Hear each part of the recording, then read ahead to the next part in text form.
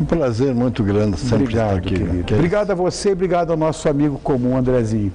André Dias, meu irmão, o que eu faço para te agradecer? Você libera o seu astro para estar aqui comigo. Você é um querido, pode ter certeza, Andrezinho. Muito obrigado mais uma vez. Claro, obrigado à TV Globo, mas tem que falar de você. Rui, fala, amigo. Certa vez aqui no programa, você veio uma vez aqui e disse que você começou a escrever com 10 anos de idade. Explica direito essa história. Essa é uma história que me faz emocionar até. Eu tinha essa idade, 9 para 10 anos, meu pai ainda era vivo. Quando meu pai morreu, eu tinha 12, né? Ele morreu com 29, morreu muito cedo. E nessa época, 1940, por aí, havia uma crise muito forte. E na minha cidade de Vera Cruz, pouca gente tinha condição de pagar as coisas do jornal e da tipografia que meu pai tinha. E eu vivia pedindo uma bicicleta para Papai Noel, queria uma bicicleta de todo jeito. Eu me lembro que eu escrevia em versos a minha carta para o Papai Noel em versos, porque achei que poesia ele ia entender. Bonitinho. E aí quando chegou o Natal, eu acordei e não achei a bicicleta. Fui na cozinha, não estava, fui na tipografia, não estava. E quando eu cheguei, voltei para o quarto e olhei no meu sapato, estava lá o livro Peter Pan. Eu peguei aquilo louco da vida, né? Fui para a cozinha, minha mãe estava pondo café, e eu falei, olha que porcaria que o Papai Noel me trouxe, mãe. E ela falou, não fala isso, filho, seu pai te ouve, ele vai ficar muito triste. Você sabe quem é o Papai Noel, não sabe? Porque eu sei, claro que eu sei. Então, agora, nós não tínhamos condição, seu pai não tinha condição para lhe dar bicicleta. Quem sabe o ano que vem. Mas mostra a alegria para ele. Tá bom, mãe. Levei de volta para o meu quarto o livro e joguei em cima do guarda-roupa. Voltei para a cozinha depois, meu pai chegou e perguntou, ô filhão, como é que é? Falei, tudo bem, pai. Papai Noel trouxe alguma coisa para você? Falei, trouxe, graças a Deus, trouxe um livro, Peter Pan. Que é um tempo de caboclo, Peter Pan. Falei, esse livro é muito bom, é bom você ler esse livro. Falei, eu vou ler, pai, eu vou ler. E fiz de conta que estava feliz, né? Bom, passado 2 meses, quase 3 meses, eu não pegava no livro. Até que um dia eu aprontei um lá qualquer na rua, ele me pôs de castigo, me trancou no quarto e falou para mim, olha, não me saia daqui que eu te pego. E não adianta pular a janela que eu vou estar do outro lado. Você vê que eu não era boa bisca, né? Aí eu falei, tá bom. Deitei na cama emburrado e fiquei lá. Aí não tinha o que fazer, eu lembrei do livro. Aí subi num móvel qualquer lá e peguei o livro trouxe, e comecei a ler. Peter Pan, a Wendy, a Sininho, o Capitão Crocodilo, Gancho. o Capitão Gancho, aquele negócio. Eu comecei a ler, comecei a ficar exaltado com aquilo. E fui lendo. Esqueci que está de castigo. Passado umas 2 horas, ou mais que isso, meu pai chegou na porta e falou, pode sair. Eu falei, sim, senhor. Ele foi embora, eu continuei lá. Aí, já ia caindo a noite, eu estava quase no final, fui jantar. E estava tomando meu pratinho de sopa lá com o livro aberto, minha mãe ralhou, falou, não, faz mal ler e comer ao mesmo tempo. Come, depois você lê. Eu engolia a sopa, eu voltei para o quarto e acabei de ler o livro, engoli o livro. Aí fui jogar futebol na frente de casa, tinha os holofotes na rua, aquelas lâmpadas antigas, né?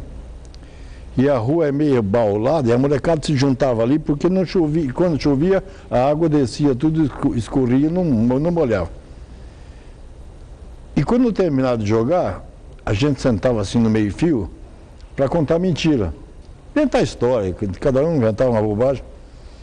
E nesse dia eu falei, olha, eu tenho uma história para contar para vocês que é do caramba. Mas que história que é? Eu falei, a história do menino que não queria crescer. Como é que é?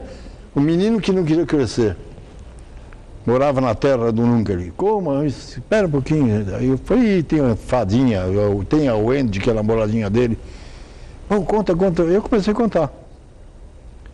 Contei o livro inteirinho, foi aquele negócio, ninguém falava. No dia seguinte, Rui, conta outra vez o Peter Pan. Eu contei outra vez.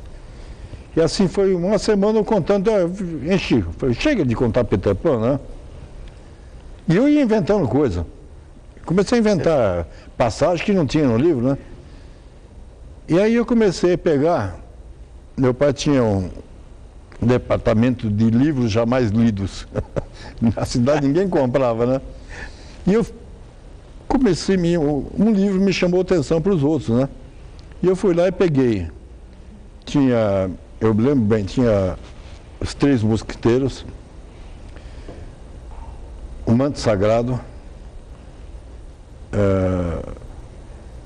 Metamorfose.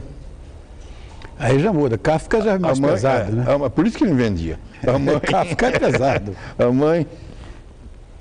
Eu sei que eu peguei primeiro O Manto Sagrado e fui ler. Li e fui contar para a cambada. E foi um sucesso danado. Depois peguei Os Três Mosqueteiros. Todo mundo pensou que era matador de mosquito, né? Eu falei, não é, são espadachins, não sei o que e tal. E contei a história. Mas só que quando eu fui ler, o livro naquele tempo você tinha que abrir o livro com espátula, lembra? Com espátula, com a faca, Senão você tinha, ele não podia abrir, senão não vendia.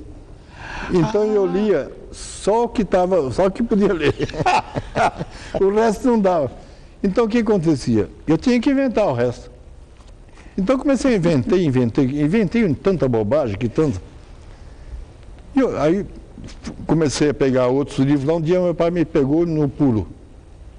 Aí eu falei para ele falou, o que você está fazendo? Eu falei, pai, eu tenho que vender isso aí. Eu falei, pai, você não vende? E eu não estou estragando. O senhor pode pegar todos aqui, inclusive esse que tem que abrir, eu não abri. Agora eu leio para contar para o pessoal. Ele senta todo mundo aí na frente. E ele percebeu que estava muito silêncio, né?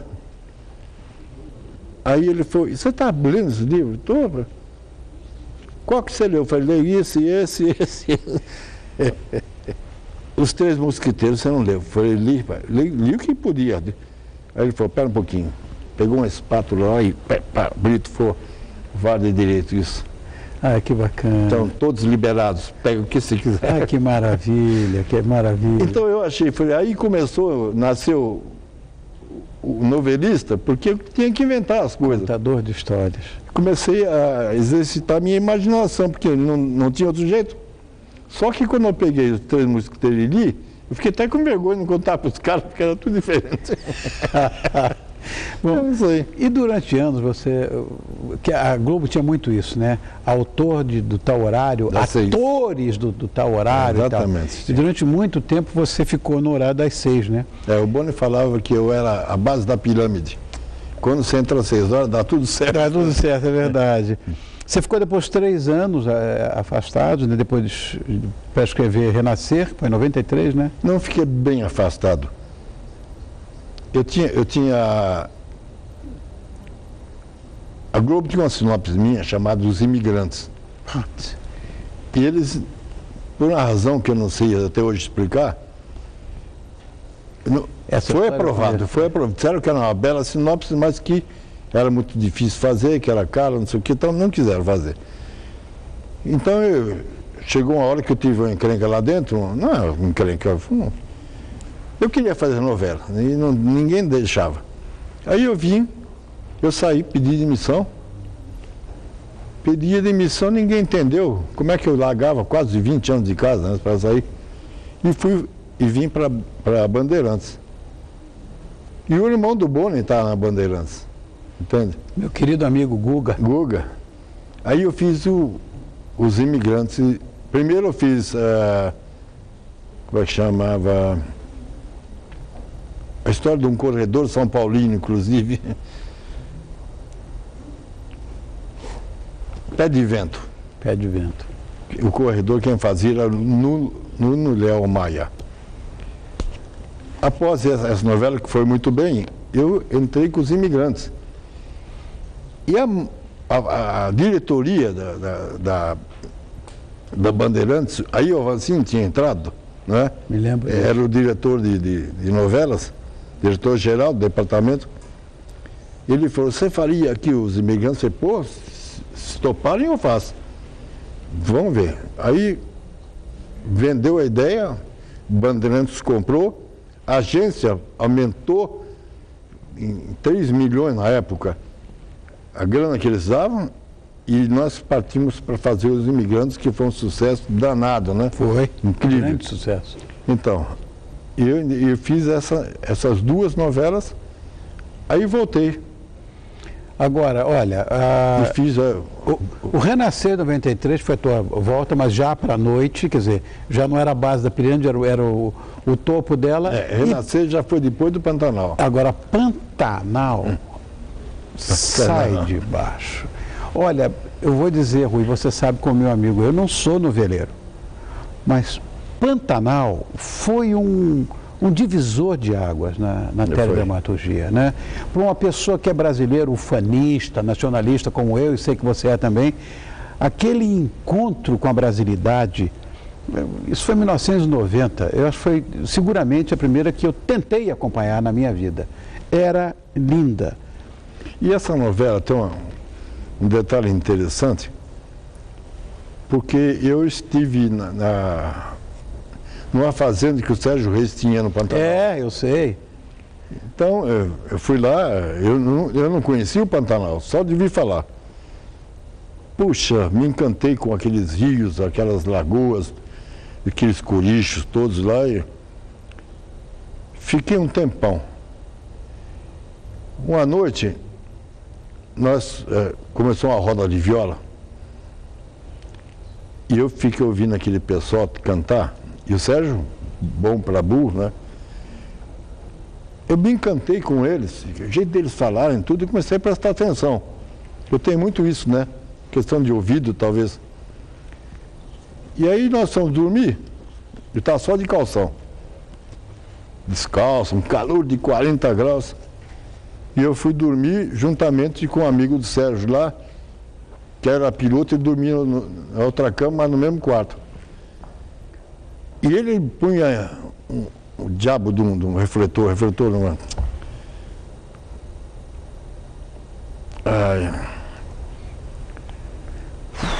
Ventilador. Mas desse tamanho, que ele fazia um barulho, rapaz, não me deixava de jeito nenhum dormir. Então ele dormia e eu desligava. Aí eu dormia e ele ligava. Eu dormia e desligava. Até que eu me enchi, saí, fui lá para fora, puxei para a beira do riacho, riacho não, a lagoa enorme que tinha lá, puxei uma cadeira preguiçosa, deitei ali e fiquei lá. E olhei no céu, rapaz, estava límpido, lindo. Eu nunca tinha visto a Via Láctea tão perfeita. Olhei aqui, dava a impressão que esticando na mão você pegava as estrelas, né? Você via em profundidade as estrelas. Aí fiquei e dormi. Sem contar que a cara estava cheia de caipirinha de vodka, né? Que todo mundo tinha tomado tanto. Eu dormi ali. Quando eu acordei no dia seguinte, estava começando a raiar o dia. E eu olhei, o sol lá no horizonte começou a aparecer, mas era enorme. Falei, nunca vi sol desse tamanho. E as águas começaram a ficar vermelhas, as matas vermelhas, tudo vermelho, e o sol vermelho também. E eu comecei a ficar embasbacado com aquilo. De repente, na frente do sol, começaram a passar bandos de pássaros, que de longe você não consegue ver o que eram, passarinhos. Eu fiquei bobo de ver aquilo. E foi subindo o sol. De repente, parece que Deus fez assim, 1, 2, 3, 4, e começou tudo a cantar, ao mesmo tempo. passa em volta de mim, todo lado cantando, e passarinho para cá, passarinho para lá. Eu falei, o que é isso? Parecia assim, a natureza, tá? Era uma grande orquestra, sabe? E de repente, ó, tá o Sérgio lá, em pé, só de calção também, por causa do calor, falou, ô Rui, o que é que você está fazendo aqui, rapaz? Ô Sérgio, eu estava dormindo, agora estou vendo isso, ó, que coisa maravilhosa aqui. Ele falou, pô, eu estou cansado de ver isso. Você é louco dormir aqui. A sucuri podia te pegar, te puxar, ninguém ia te salvar. Você está perdido, olha aqui tem onça, pô. E tem mesmo, né? Tem. Aí eu falei, é mesmo, rapaz, não pensei nisso. Falei, nossa, mas eu estou vivo, graças a Deus. Você é maluco. Aí eu falei, Sérgio, vamos olhar isso e bota um troço na tua cabeça. Quantas casinhas você vai fazer? Chalezinhos, né? Ele falou, fazer 6, 7, 8. Eu falei, se você fizer o bastante para acomodar umas 75 pessoas, a minha próxima novela vai ser aqui. Eu falei, você está brincando, você é louco, Varguito. Eu falei, não, faço aqui, bicho. Não tem charana aí? Tem. Eu falei, não tem o rio? Tem. Não tem a lagoa? Tem. Então eu não preciso mais nada. Olha aí, natureza, né? Ele falou, tá bom. Você é louco, eu vou te falar que eu faço por 75. Cheguei em casa e escrevi a novela Pantanal. Não satisfeito de escrever a sinopse, escrevi 16 capítulos. Aí levei para a Globo. Não vou nem falar para quem entreguei lá. Essa história eu conheço. Você conhece, né? Aí leram, nossa, todo mundo adorou. Aí um diretor falou, Rui, vamos fazer uma coisa? Essa mesma história eu faço aqui em Jacarepaguá. Eu falei, bicho, aí lá não tem jacaré. Ele falou, a gente já arruma um de plástico, pô. Aí eu mandei ele para aquele lugar, né? Eu falei, não, Te conheço. chega, acabou. Aí cada vez que eles me pediam uma sinopse, eu dava Pantanal. Cada vez que dava, e assim passaram-se 7 anos. Quando ia fazer 8 anos, a Manchete queria contratar a Edmara, minha filha, para escrever novela lá. E eu fui com a Edmara. E nós estávamos conversando, e estava, como diretor, estava lá o Jaimon Jardim. Meu querido também. Nós estávamos batendo papo, ele falando com a Edmara, e a Edmara tinha uma ideia sensacional para fazer uma novela, e de repente ele falou, Rui, e o Pantanal? Eu falei, não falando Pantanal, rapaz, se a Globo não pôde fazer, você vai querer fazer. E se eu arrumar condição? Eu falei, você não arruma condição. Eu lembrei dos imigrantes, né? É. Ele falou, eu vou arrumar condição. Fica aí, não vai embora. Daí um pouquinho, entraram todos os diretores numa sala imensa. Quem mandava lá dentro estava na sala. Aí ele falou, Rui, conta a história do Pantanal que eu não me lembro bem. Eu falei, então vocês me dão 30 minutos. Sem interromper, porque... Não, você tem assim, comece a contar. Rapaz, não acabei. O seu Oscar Bloch, Sim. ele falou, Rui, não quero saber quanto você ganha na Globo, eu te pago 3 vezes para você fazer isso aqui. E banco essa novela. Estou bancando, já está aprovado, acabou. Não quero nem ver esse sinopse. E o resto a gente conhece. E aí você sabe o que deu, né? Foi. Agora, Rui, uma coisa também, que além dessa história da brasilidade que é tão expressa no seu trabalho, eu acho que o teu texto também tem uma contribuição muito grande em relação ao social. Hoje, porque a grande escola brasileira, você sabe que é a televisão, hoje já se fala de drogas, de homossexualismo, de deficiência física, de pessoas desaparecidas, de preconceito que se fala muito, de violência familiar. E isso tudo é muito abordado em alguns folhetins e provocam, de fato, mudanças comportamentais na nossa sociedade. Pergunta de amigo, qual o tema que você escolheria hoje para escrever uma novela, abordar uma, de maneira a provocar alguma mudança de comportamento ou alguma coisa que melhorasse de fato o nosso país? Olha, essa preocupação com o regional, com o Brasil, eu tive sempre desde desde o começo da minha carreira. Eu sempre digo que quando termino novela, eu não vou para a Europa, não vou para os Estados Unidos, eu vou para o sul de Minas, vou para Goiás, vou correr o Brasil. Eu conheço o Brasil de ponta a ponta. E hoje, eu tive o AVC, que você sabe, né? Eu ainda estou em processo de recuperação, mas posso escrever normalmente, já estou normal.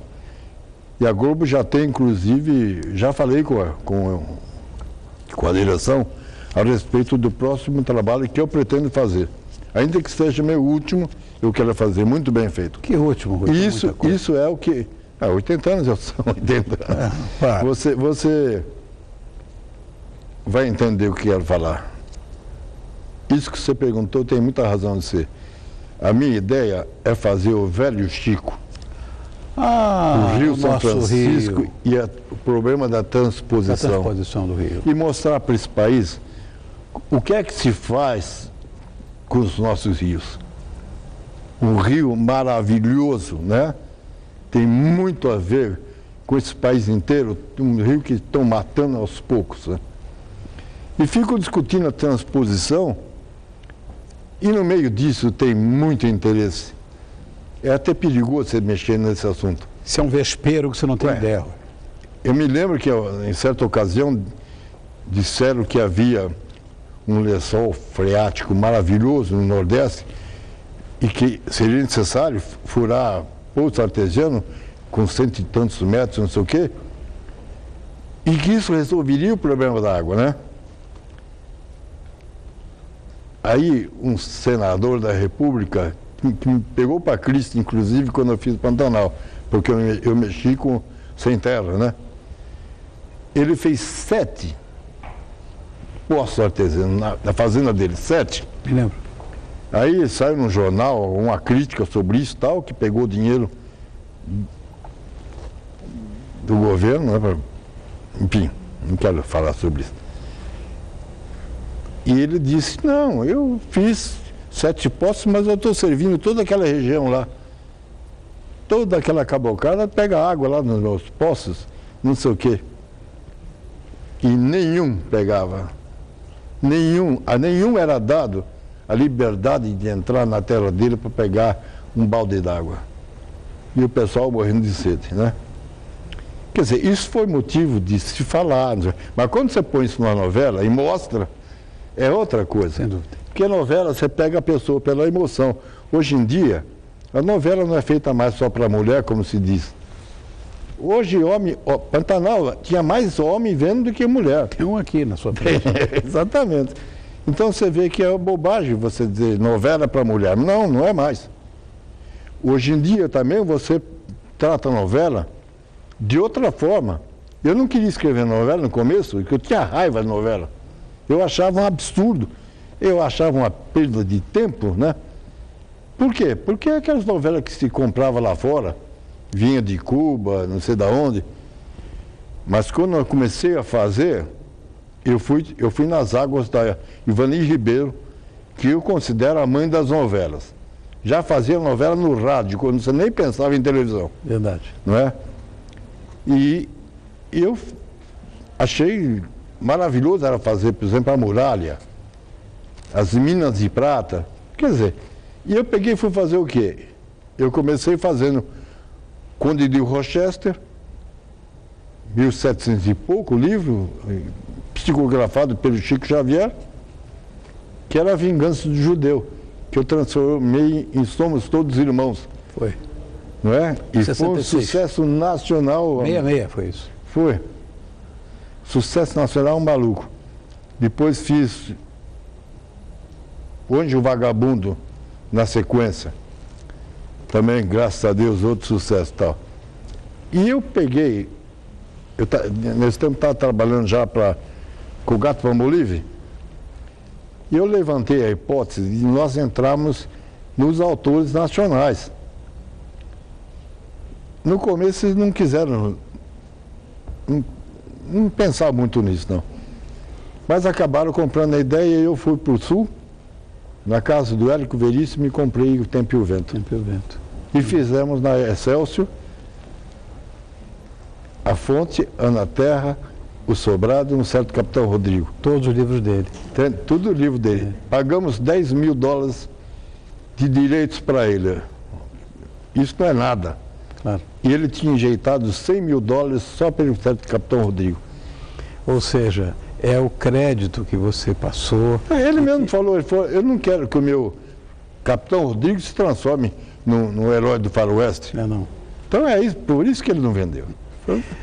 Ô Rui, nós estamos aqui há 34 minutos conversando. Nossa. E é muito pouco ainda para o que eu quero saber de você. Eu queria ver se a gente marca um outro dia, uma outra coisa, para a gente continuar a nossa história. Porque o fato de eu ser seu amigo, eu sei que é suspeito. Mas você tem tanto a dizer, tanta coisa que eu preciso saber mais, que eu queria que todo mundo dividisse comigo. E eu falo muito. Você promete que volta, Rui? Claro, sempre que você quiser. Obrigado, meu irmão. Mas eu peço desculpa até porque eu começo a contar as coisas com detalhes. Mas é como eu gosto, eu sou pior que você. Olha, eu falei a você que essa entrevista seria imperdível. E eu agradeço do fundo do meu coração, meu querido amigo, Benedito Rui Barbosa, esse mestre da dramaturgia do nosso país, que prometeu, e a gente vai até gravar